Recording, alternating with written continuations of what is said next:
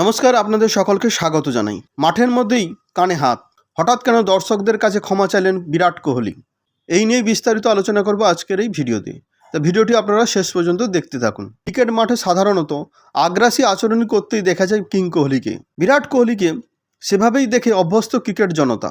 কিন্তু এ কী হলো তার? শেষ পর্যন্ত কিনা কানে হাত দিয়ে ক্ষমা চাইলেন কোহলি।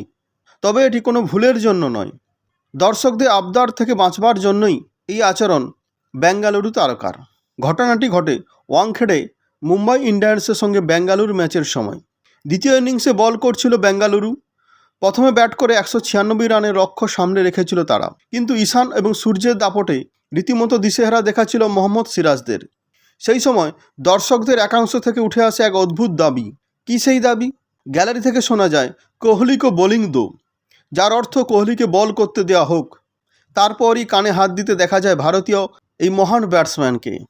সেই সঙ্গে হাত জোড়ো করে দর্শকদের কাছে অনুরোধ জানান তিনি, যেন বলতে চান বল করবার দাবি থেকে নিষ্কৃতি দেওয়া হোক তাকে।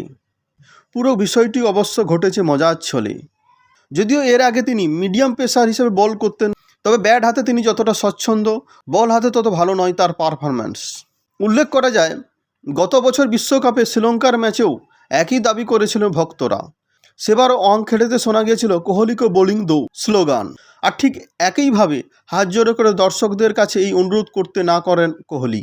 তবে জাতীয় দলের সঙ্গে বেঙ্গালুরু দলে বিস্তর তফাৎ। প্রায় 200 রানের লক্ষ্য সামলাতে হিমশিম খাচ্ছেন সিরাজরা। বাধ্য হয়ে বেঙ্গালুরুর অধিনায়ক ফ্লাস ডুপ্লেসি বিরাটের হাতে বোলিং তুলে দিলে অবাক হওয়ার কিছু থাকতো না। তো ভিডিওটি কেমন লাগলো অবশ্যই কমেন্ট করে জানাবেন, লাইক করবেন, শেয়ার করে সবাইকে জানিয়ে দেবেন। আর আপনি যদি আমার চ্যানেলে নতুন হয়ে থাকেন, চ্যানেলটি অবশ্যই সাবস্ক্রাইব করবেন।